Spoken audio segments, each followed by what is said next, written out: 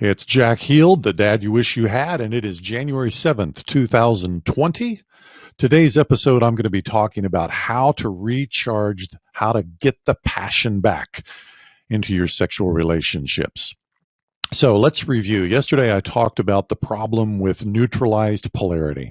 The power and the passion in a sexual relationship is a function of how different the two of you are in terms of your fundamental polarities. Men and women are typically charged as masculine and feminine, just like a battery. Go back and check yesterday's post if you need to know more. If you lack passion in your sexual relationship, it's because you've allowed the two of yourselves to become depolarized. The masculine has become emasculated. The feminine has become defeminized. You've become sexually neutral. And where there is sexual neutrality between the two people in the relationship, there is no sexual passion. So how do you fix that? Well, it's pretty simple. If you're a man, you've got to recharge the masculinity. If you're a woman, you've got to recharge the femininity. Okay, that may sound simple. It's not easy, but it is simple. All right. For women, I'm an expert in what I like, but I'm certainly not an expert in how to be feminine. I can just tell you that when a woman portrays masculine characteristics, it's a real turnoff. And I suspect for women, when a man creates feminine characteristics, it might be easy to be around. It might not be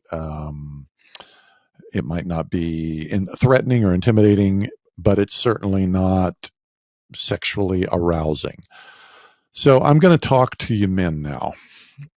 Yesterday I reminded us, probably 2 days ago now that I think about it, I reminded us that feminism, the second and third wave feminism, has essentially decided that masculinity is a problem in and of itself. If you've believed that, if you bought into that lie, that's the first thing you've got to shed yourself of. There's absolutely nothing fundamentally wrong, evil, bad, toxic about being masculine.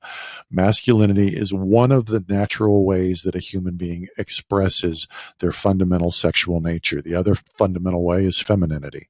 If you're a man, you're probably masculine. If you're a woman, you're probably feminine.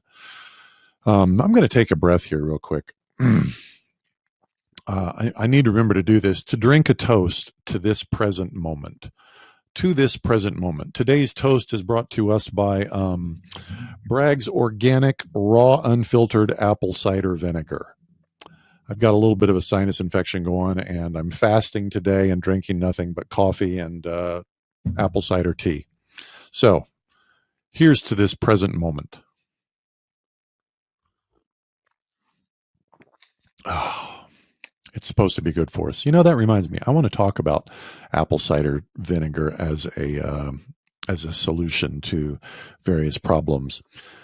This actually dovetails in with our subject for the day. Anyway, back to sexual polarity.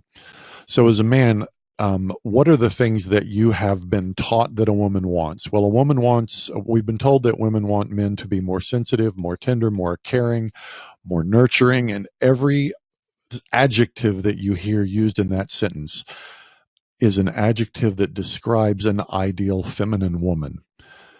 What masculinity typically expresses itself as are adjectives like risk-seeking, assertive, aggressive, dominant, domineering, competitive, strong. That means physically, mentally, emotionally strong. Stoic, lack of emotional volatility. Now, these things can be expressed in lots of different ways. A man who does chores around the house, that's typically perceived as feminine. It has less to do with the actual activity than with the spirit that motivates that activity. If a man chooses to clean the house and he does it from a spirit of protection, dominance, aggressiveness, assertiveness, leadership, and stoically, it can still be very masculine. Where it gets feminine is when it becomes submissive, and that is kind of the bottom line of the primary sexual polarity between masculine and feminine. It is a matter of dominance and submission. I'm not talking about the sexual kink that goes by the name of dominant submission. That's the dominant submission polarity turned up to 11. And if that works for you, more power to you. That's too much for a lot of people. But if you've got a lack of passion and power in your sexual relationship, it's because you men have become more submissive and you women have become more dominant. So, as a man, what do you have to do? You have to increase the assertiveness in your relationship. You have to increase the immovability in your relationship. You cannot be moved by your woman. You cannot be tossed around by your woman. You cannot be shattered by your woman's moods, by her volatility, by her anxiety, by her emotion. You have to be like the Rock of Gibraltar. Frankly, the very best image of the perfect sexual interplay between a man and a woman is a wave crashing against a boulder. The one is not moved, and the other doesn't change its essential function as flowing water. I realize this sounds very, what's the word I'm looking for? Nebulous? Ephemeral. That's the word I was looking for. I realize this sounds very ephemeral. It's something that is more caught than taught. But as a man, you're going to know in your gut whether or not you've been emasculated. As a woman, you're going to know in your gut whether or not you've emasculated your man. I can tell you, if you're in a modern relationship that's been immersed in 60 years of feminism, the chances are very, very high that you women are emasculating your men and that you men are allowing it. It's time to stop it. It's time to stop it. This is Jack Heald, the dad you wish you had. Thanks to Bragg for the raw, unfiltered apple cider vinegar. We'll talk to you tomorrow.